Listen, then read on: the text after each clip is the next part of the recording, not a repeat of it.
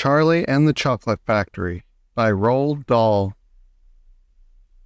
17. Augustus Gloop goes up the pipe. When Mr. Wonka turned around and saw that what Augustus Gloop was doing, he cried out, "Oh no, please, Augustus, please, I beg of you not to do that. My chocolate mustn't be untouched by human hands."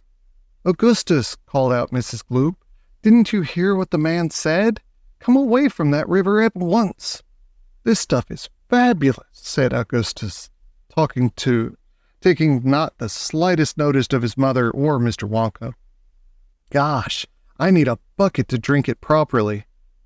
"Augustus," cried Mr. Wonka, hopping up and down and waggling his stick in the air, "you must come away. You are dirtying my chocolate." "Augustus," cried Mrs. Gloop. "Augustus," cried Mr. Gloop. But Augustus was deaf to everything except the call of his enormous stomach.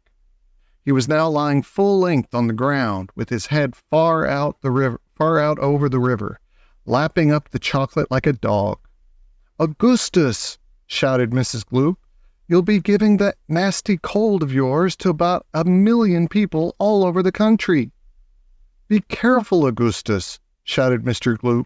"You're leaning too far out." Mr. Gloop was absolutely right, for suddenly there was a shriek and then a splash, and into the river went Augustus Gloop, and in 1 second he had disappeared under the brown surface. "Save him!" screamed Mrs. Gloop, going white in the face and waving her umbrella about. "He'll drown! He can't swim a yard! Save him! Save him!" "Good heavens, woman," said Mr. Gloop.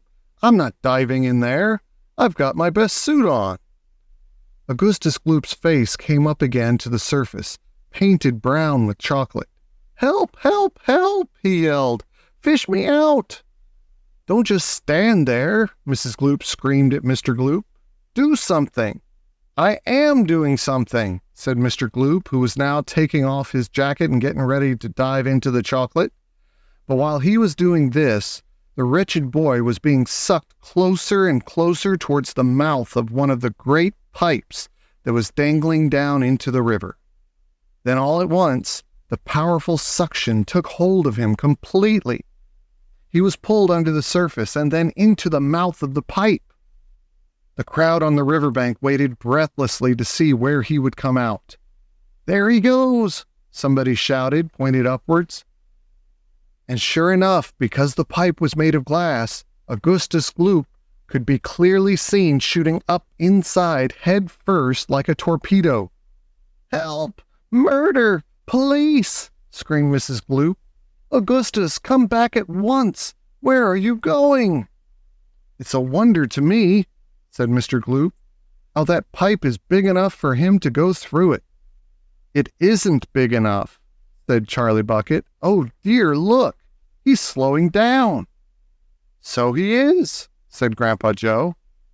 "He's going to stick," said Charlie. "I think he is," said Grandpa Joe. "By golly, he has stuck."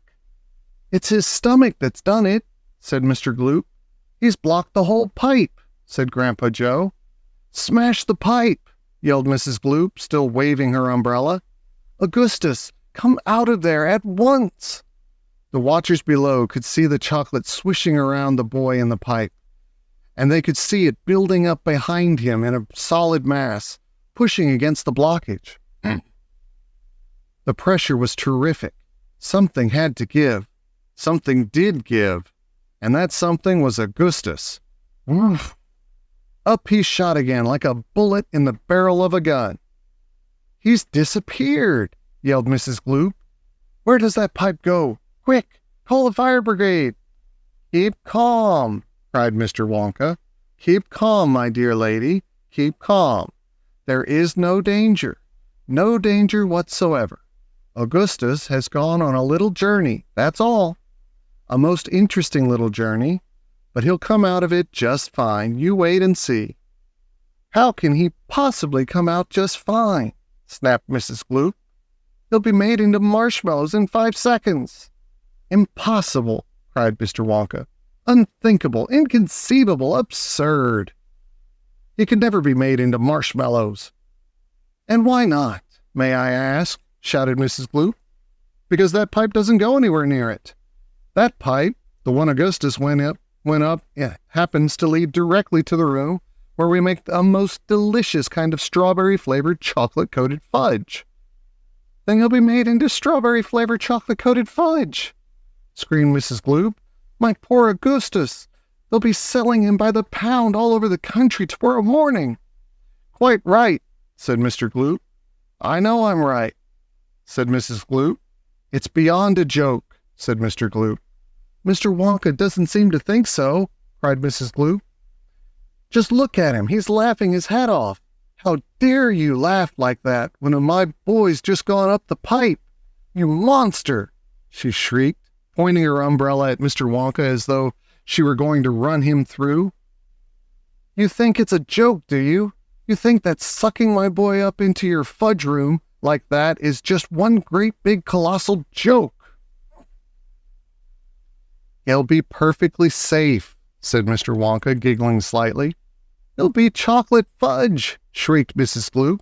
Never, cried Mr. Wonka. Of course he will, shrieked Mrs. Gloop. I wouldn't allow it, cried Mr. Wonka.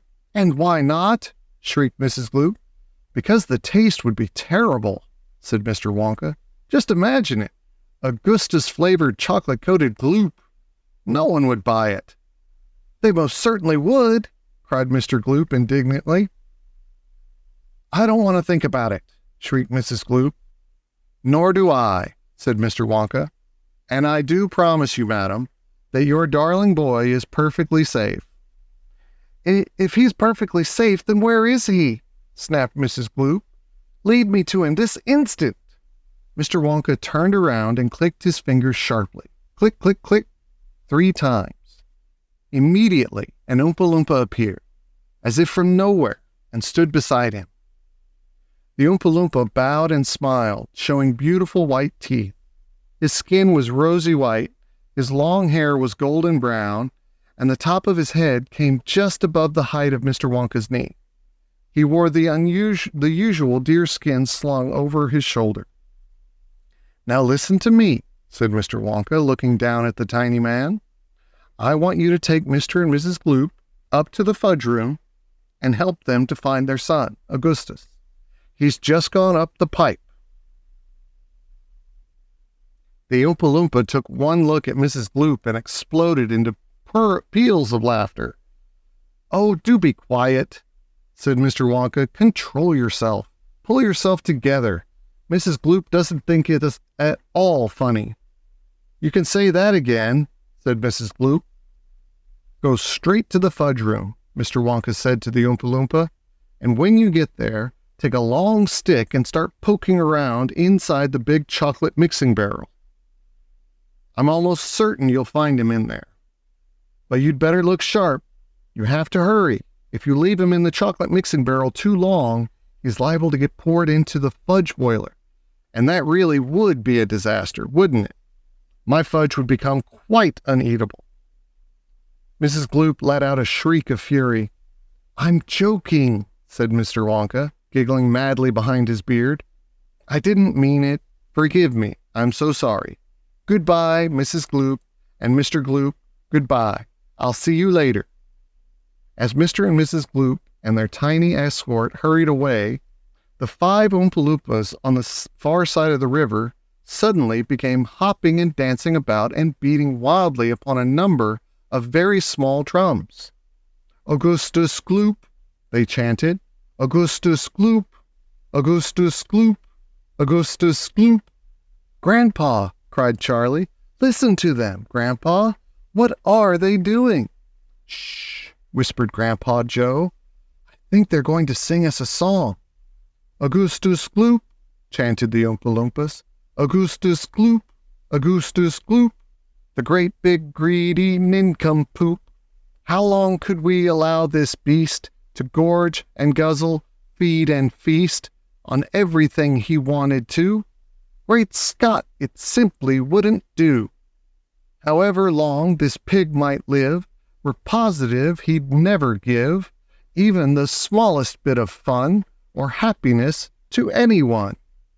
So what we do in cases such as this, we use the gentle touch, and carefully we take the brat and turn him into something that will give great pleasure to us all, a doll, for instance, or a ball, or marbles, or a rocking horse.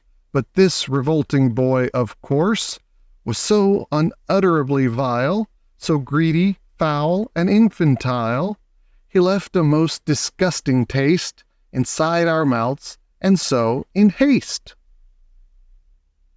we chose a thing that, come what may, would take the nasty taste away. Come on, we cried, the time is ripe to send him shooting up the pipe. He has to go, it has to be, and very soon he's going to see. Inside the room to which he's gone, some funny things are going on. But don't, dear children, be alarmed. Augustus Gloop will not be harmed. Although, of course, we must admit, he will be altered quite a bit. He'll be quite changed from what he's been when he goes through the fudge machine. Slowly the wheels go round and round, the cogs begin to grind and pound. 100 knives go slice, slice, slice. We add some sugar, cream, and spice. We boil him for a minute more, until we're absolutely sure that all the greed and all the gall is boiled away for once and all. Then out he comes, and now, by grace, a miracle has taken place. This boy, who only just before was loathed by men from shore to shore, this greedy brute, this louse's ear, is loved by people everywhere.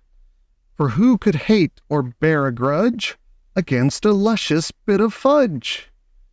I told you they'd loved singing, cried Mr. Wonka. Aren't they delightful? Aren't they charming? But you mustn't believe a word they said. It's all nonsense, every bit of it. Are the Oompa Loompas really joking, Grandpa? Asked Charlie. Of course they're joking, answered Grandpa Joe. They must be joking. At least, I hope they're joking. Don't you? 18. Down the Chocolate River. Off we go, cried Mr. Wonka. Hurry up, everybody. Follow me to the next room. And please don't worry about Augustus Gloop. He's bound to come out in the wash. They always do. We shall have to make the next part of the journey by boat. Here she comes, look!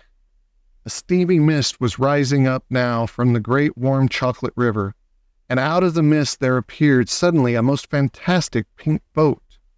It was a large open rowboat, with a tall front and a tall back, like a Viking boat of old. And it was of such a shining, sparkling, glistening pink color that the whole thing looked as though it were made of bright pink glass.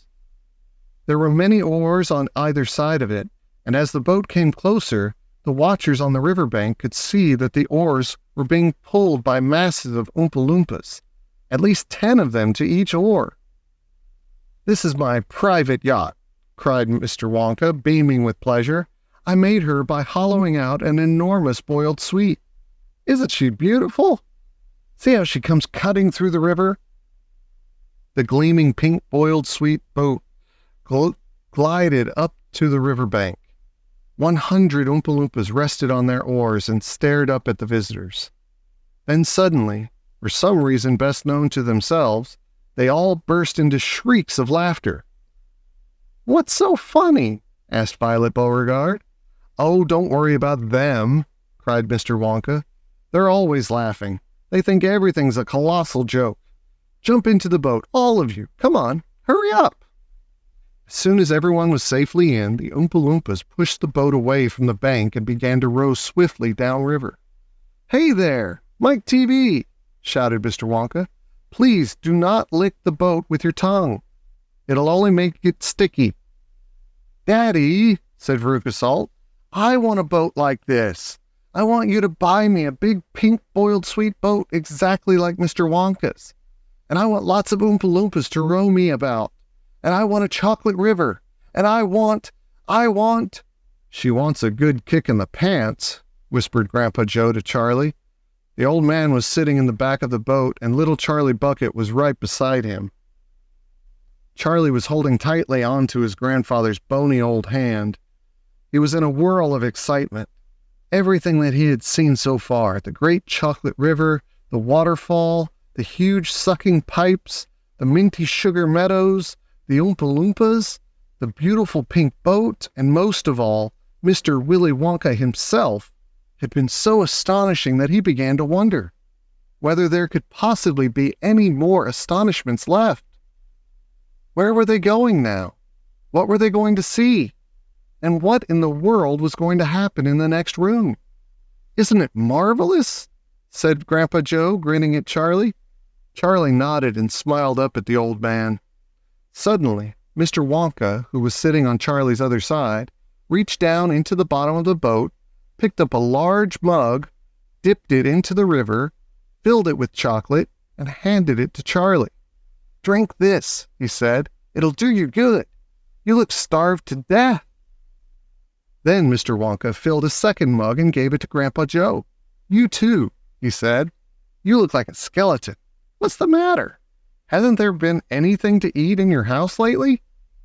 "Not much," said Grandpa Joe. Charlie put the mug to his lips, and as the rich, warm, creamy chocolate ran down his throat into his empty tummy, his whole body from head to toe began to tingle with pleasure, and a feeling of intense happiness spread over him. "You like it?" asked Mr. Wonka. "Oh, it's wonderful," Charlie said. "The creamiest, loveliest chocolate I've ever tasted," said Grandpa Joe, smacking his lips. "That's because it's been mixed by waterfall," Mr. Wonka told them. The boat sped on down the river. The river was getting narrower. There was some kind of a dark tunnel ahead, a great round tunnel that looked like an enormous pipe, and the river was running right into the tunnel. And so was the boat. "Row on!" shouted Mr. Wonka, jumping up and waving his stick in the air. "Full speed ahead!" And with the Oompa Loompas rowing faster than ever, the boat shot into the pitch-dark tunnel, and all the passengers screamed with excitement. "How can they see where they're going?" shrieked Violet Beauregard in the darkness. "There's no knowing where they're going," cried Mr. Wonka, hooting with laughter. "There's no earthly way of knowing which direction they are going. There's no knowing where they're rowing, or which way the river's flowing.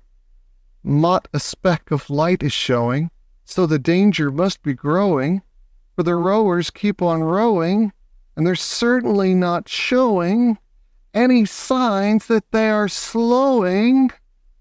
"He's gone off his rocker," shouted one of the fathers aghast, and the other parents joined in the chorus of frightened shouting. "He's crazy," they shouted. "He's balmy. He's nutty, he's screwy, he's batty, he's dippy, he's dotty, he's daffy, he's goofy, he's beany, he's buggy, he's wacky, he's loony." "No, he is not," said Grandpa Joe. "Switch on the lights," shouted Mr. Wonka, and suddenly on came the lights and the whole tunnel was brilliantly lit up. Charlie could see that they were indeed inside a gigantic pipe, and the great upward curving walls of the pipe were pure white and spotlessly clean. The river of chocolate was flowing very fast inside the pipe, and the Oompa Loompas were all rowing like mad, and the boat was rocketing along at a furious pace. Mr. Wonka was jumping up and down in the back of the boat and calling to the rowers to row faster and faster still.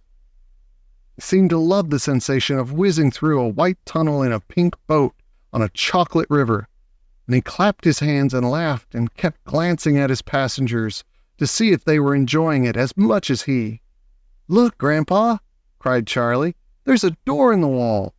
It was a green door, and it was set into the wall of a tunnel just above the level of the river.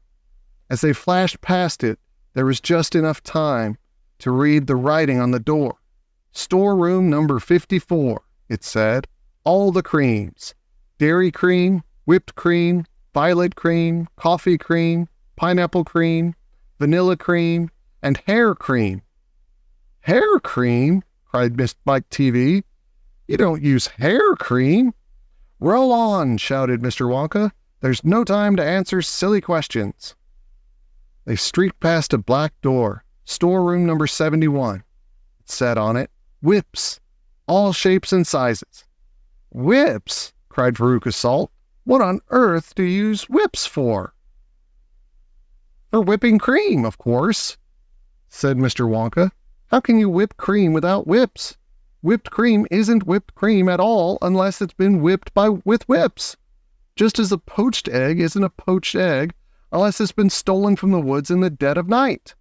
Row on, please. They passed a yellow door on which it said storeroom number 77. All the beans. Cocoa beans, coffee beans, jelly beans, and has-beens.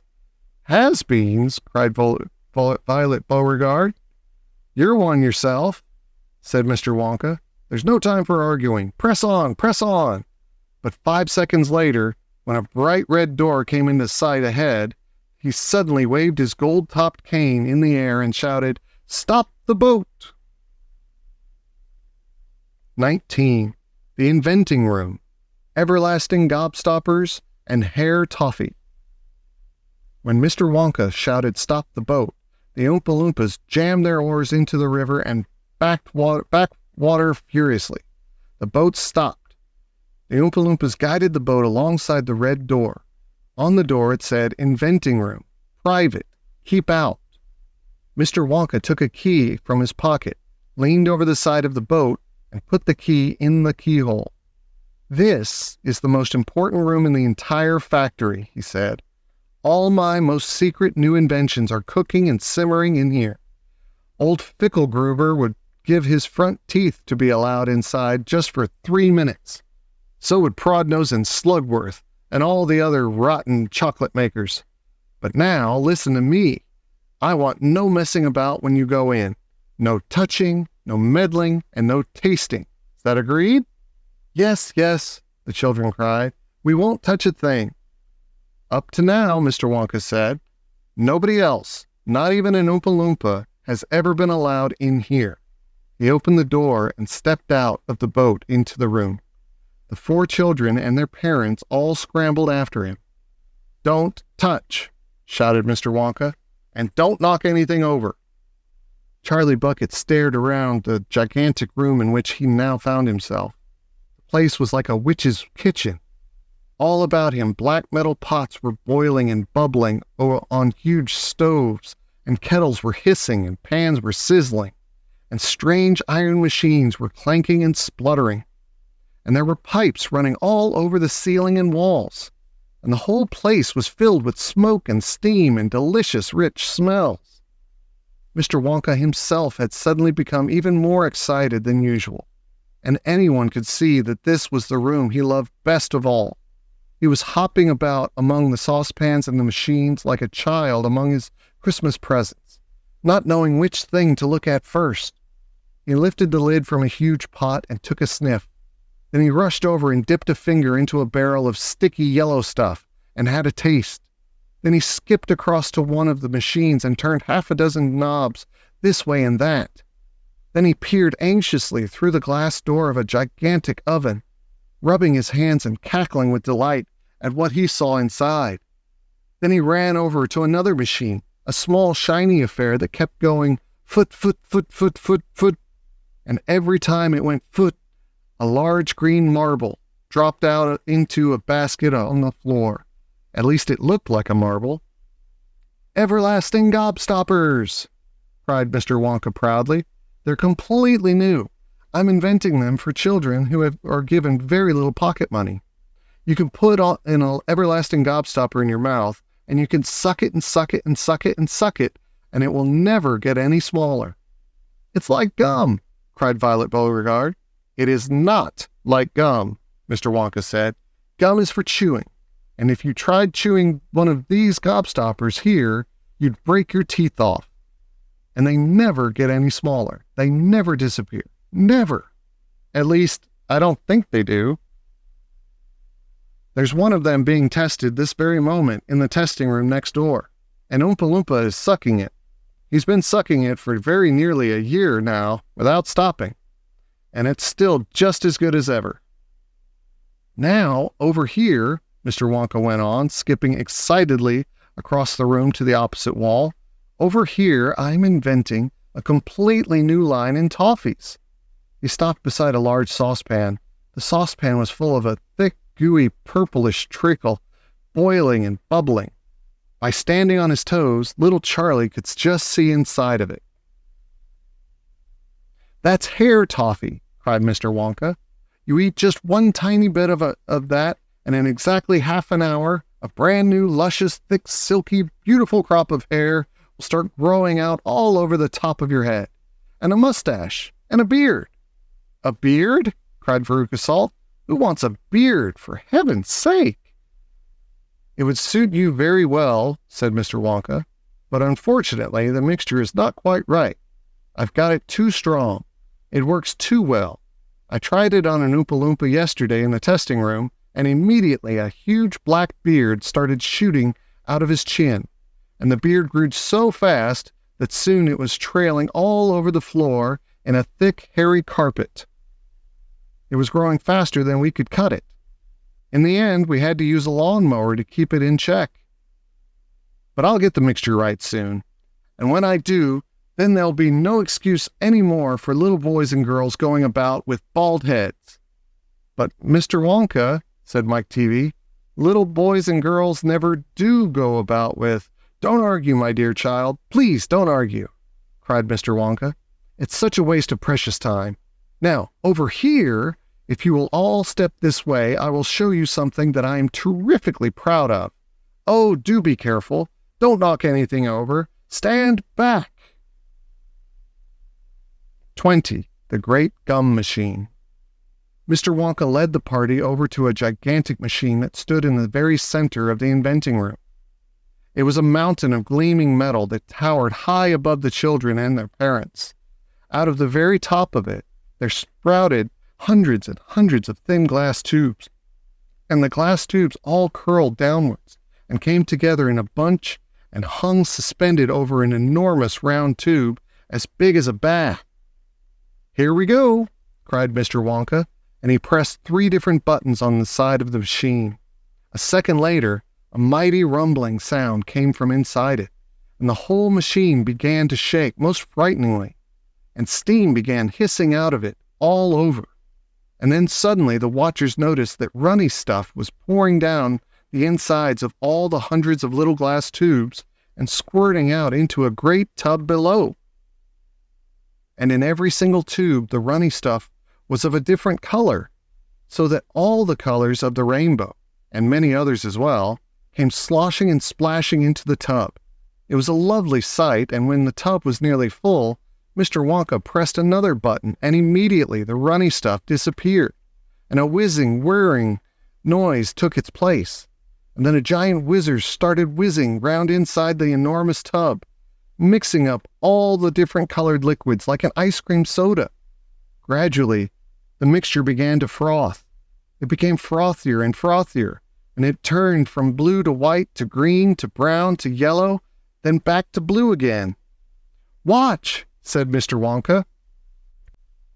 Click went the machine, and the whizzer stopped whizzing, and now there came a sort of sucking noise, and very quickly all the blue, frothy mixture in the huge basin was sucked back into the stomach of the machine.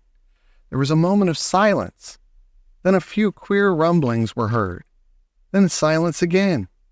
Then suddenly the machine let out a monstrous, mighty groan, and at the same moment a tiny drawer, no bigger than the drawer in a slot machine, popped out of the side of the machine, and in the drawer there lay something so small and thin and gray that everyone thought it must be a mistake. The thing looked like a little strip of gray cardboard. The children and parents stared at the little gray strip lying in the drawer. "You mean that's all?" said Mike TV, disgusted. "That's all," answered Mr. Wonka, gazing proudly at the result. "Don't you know what it is? There was a pause. Then suddenly, Violet Beauregard, the silly gum-chewing girl, let out a yell of excitement. "By gum! It's gum!" she shrieked. "It's a stick of chewing gum!" "Right you are!" cried Mr. Wonka, slapping Violet hard on the back. "It's a stick of gum! It's a stick of the most amazing and fabulous and sensational gum in the world!" 21. Goodbye, Violet. "This gum," Mr. Wonka went on, "is my latest, my greatest, my most fascinating invention. It's a chewing gum meal. It's that tiny little strip of gum lying there is a whole 3-course dinner all by itself." "What sort of nonsense is this?" said one of the fathers. "My dear sir," cried Mr. Wonka, "when I start selling this gum in the shops, it will change everything. It will be the end of all kitchens and all cooking. There will be no more shopping to do, no more buying of meat and groceries. There'll be no knives and forks at mealtimes, no plates, no washing up, no rubbish, no mess. Just a little strip of Wonka's magic chewing gum, and that's all you'll ever need at breakfast, lunch, and supper. This piece of gum I've just made happens to be tomato soup, roast beef, and blueberry pie. But you can have almost anything you want." "What do you mean? It's tomato soup, roast beef, and blueberry pie?" said Violet Beauregard. "If you were to start chewing it," said Mr. Wonka, "then that is exactly what you would get on the menu. It's absolutely amazing. You can actually feel the food going down your throat and into your tummy. And you can taste it perfectly. And it fills you up. It satisfies you. It's terrific." "It's utterly impossible," said Veruca Salt. "Just so long as it's gum," shouted Violet Beauregard. "Just so long as it's a piece of gum and I can chew it, and then that's for me." And quickly she took her own world record piece of gum out of her mouth and stuck it behind her left ear. "Come on, Mr. Wonka," she said. "Hand over this magic gum of yours and we'll see if the thing works." "Now, Violet," said Mrs. Beauregard, her mother, "don't let's do anything silly, Violet." "I want the gum," Violet said obstinately. "What's so silly?" "I would rather you didn't take it," Mr. Wonka told her gently. "You see, I haven't got it quite right yet. There are still 1 or 2 things." "Oh, to blazes with that," said Violet, and suddenly, before Mr. Wonka could stop her, she shot out a fat hand and grabbed the stick of gum out of the little drawer and popped it into her mouth. At once, her huge, well-trained jaws started chewing away on it, like a pair of tongs. "Don't," said Mr. Wonka. "Fabulous," shouted Violet. "It's tomato soup. It's hot and creamy and delicious. I could feel it running down my throat." "Stop," said Mr. Wonka. "The gum isn't ready yet. It's not right." "Of course it's right," said Violet. "It's working beautifully. Oh my, what lovely soup this is." "Spit it out," said Mr. Wonka. "It's changing," shouted Violet, chewing and grinning both at the same time. "The second course is coming up. It's roast beef. It's tender and juicy. Oh boy, what a flavor. The baked potato is marvelous too. It's got a crispy skin and it's all filled with butter inside." "But how interesting, Violet," said Mrs. Beauregard. "You are a clever girl." "Keep chewing, baby," said Mr. Beauregard. "Keep right on chewing. This is a great day for the Beauregards. Our little girl is the first person in the world to have a chewing gum meal." Everybody was watching Violet Beauregard as she stood there chewing this extraordinary gum. Little Charlie Bucket was staring at her absolutely spellbound, watching her huge rubbery lips as they pressed and unpressed with the chewing. And Grandpa Joe stood beside him, gaping at the girl. Mr. Wonka was wringing his hands and saying, "No, no, no, no, no. It isn't ready for eating. It isn't right. You mustn't do it." "Blueberry pie and cream," shouted Violet. "Here it comes. Oh my, it's perfect. It's beautiful. It's exactly as though I'm swallowing it." It's as though I'm chewing and swallowing great big spoonfuls of the most marvelous blueberry pie in the world. Good heavens, girl, shrieked Mrs. Beauregard suddenly, staring at Violet. What's happening to your nose? Oh, be quiet, Mother, and let me finish, said Violet. It's turning blue, screamed Mrs. Beauregard. Your nose is turning blue as a blueberry. Your mother is right, shouted Mr. Beauregard. Your whole nose has gone purple. What do you mean? Said Violet, still chewing away. Your cheeks, screamed Mrs. Beauregard. They're turning blue as well. So is your chin. Your whole face is turning blue. Spit that gum out at once, ordered Mr. Beauregard. Mercy, save us, yelled Mrs. Beauregard. The girl's going blue and purple all over. Even her hair is changing color. Violet, you're turning violet, Violet. What is happening to you? I told you I hadn't got it quite right, sighed Mr. Wonka, shaking his head sadly. I'll say you haven't, cried Mrs. Beauregard. Just look at the girl now. Everybody was staring at Violet. What a terrible, peculiar sight she was. Her face and hands and legs and neck, in fact the skin all over her body, as well as her great big mop of curly hair, had turned a brilliant purplish blue, the color of blueberry juice. It always goes wrong when we come to the dessert, sighed Mr. Wonka. It's the blueberry pie that does it. But I'll get it right one day. You wait and see. Violet, screamed Mrs. Beauregard, you're swelling up. I feel sick, Violet said. You're swelling up, screamed Mrs. Beauregard again. I feel most peculiar, gasped Violet. I'm not surprised, said Mr. Beauregard. Great heavens, girl, screeched Mrs. Beauregard. You're blowing up like a balloon. Like a blueberry, said Mr. Wonka. Call a doctor, shouted Mr. Beauregard. Prick her with a pin, said one of the other fathers.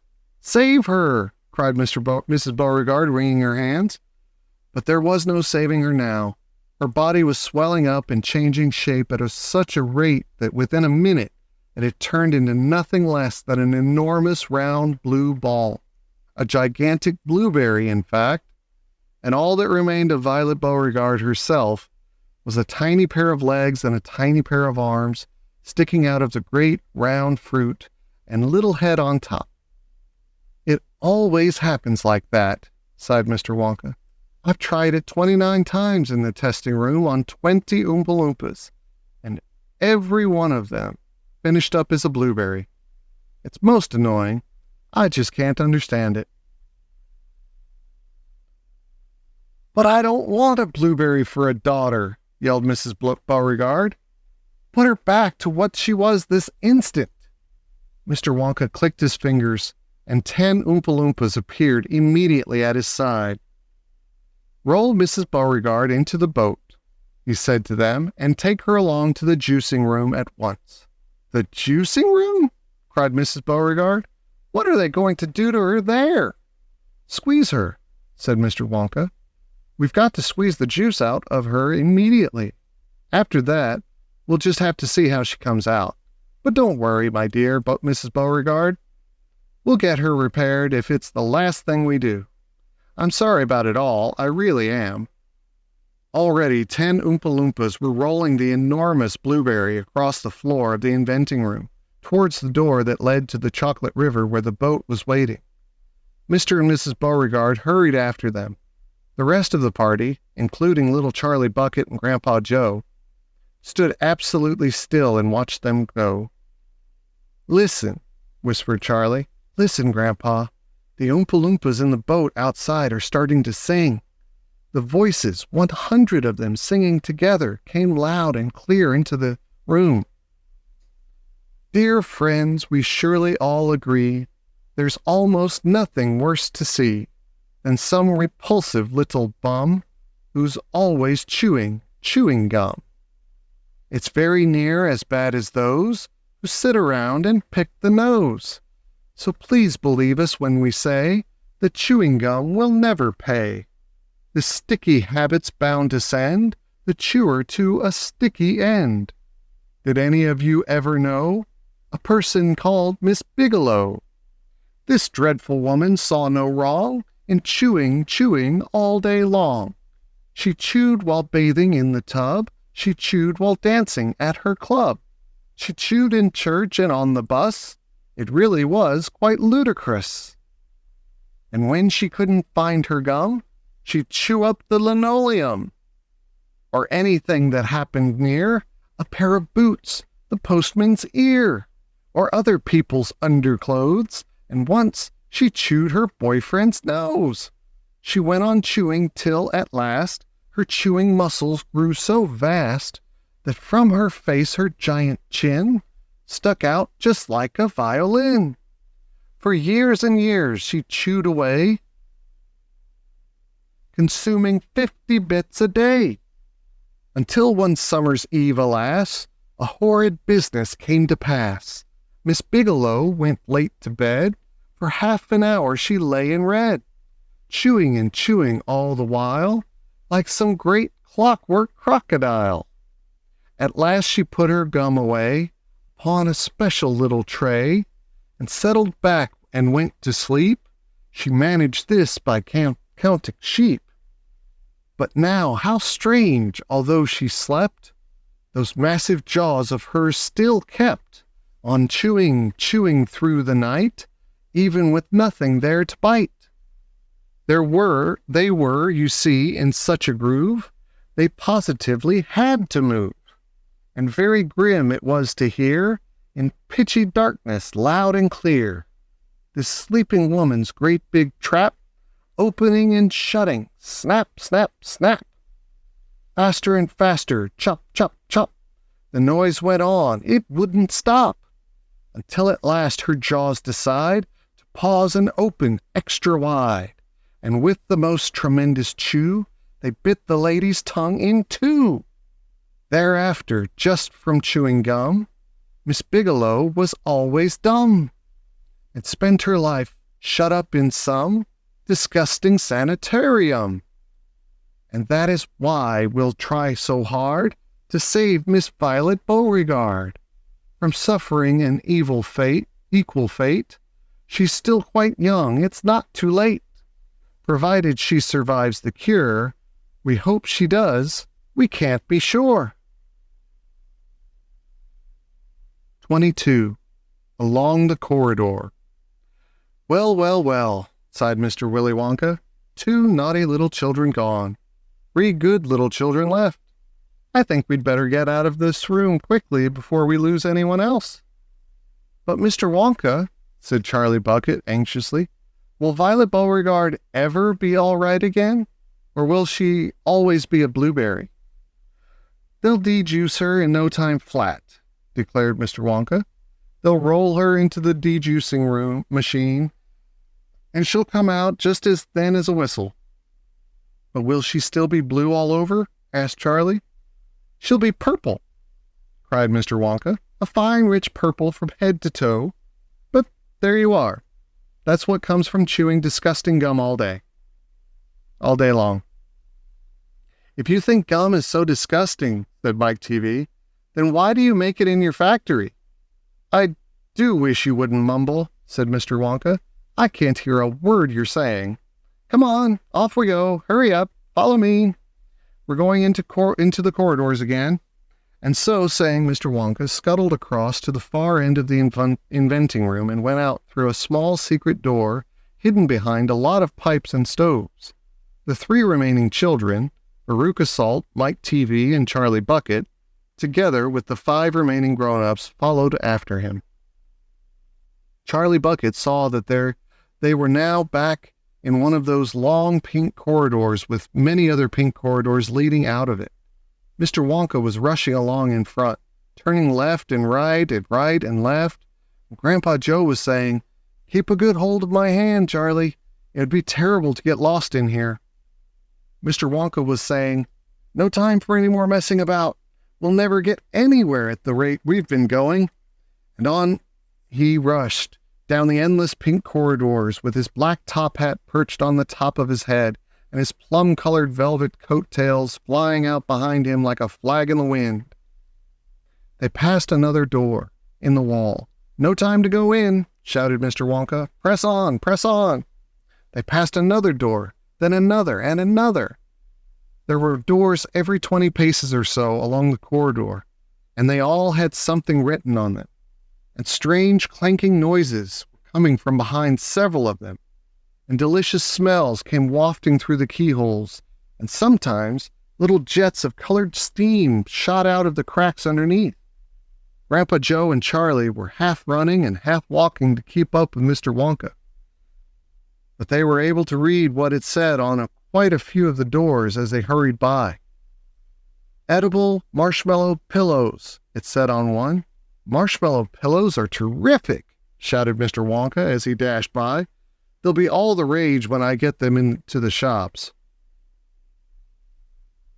No time to go in, though. No time to go in. Lickable wallpaper for nurseries, it said on the next door.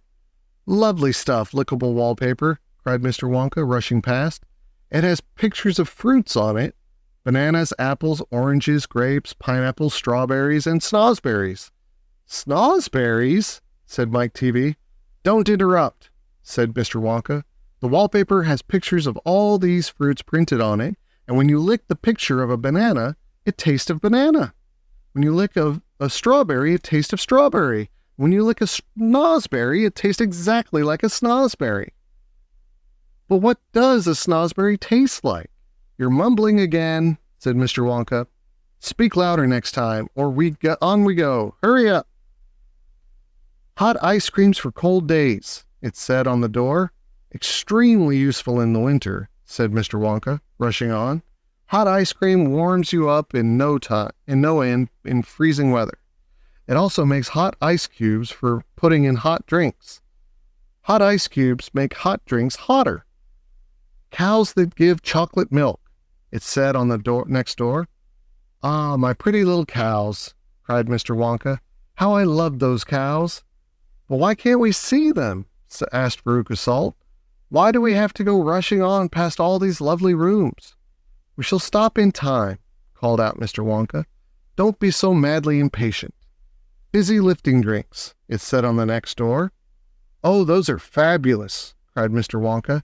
They fill you with bubbles, and the bubbles are full of a special kind of gas, and this gas is so terrifically lifting that it lifts you right off the ground, just like a balloon, and up you go until your head hits the ceiling, and there you stay. But how do you come down again? Asked little Charlie. You do a burp, of course, said Mr. Wonka.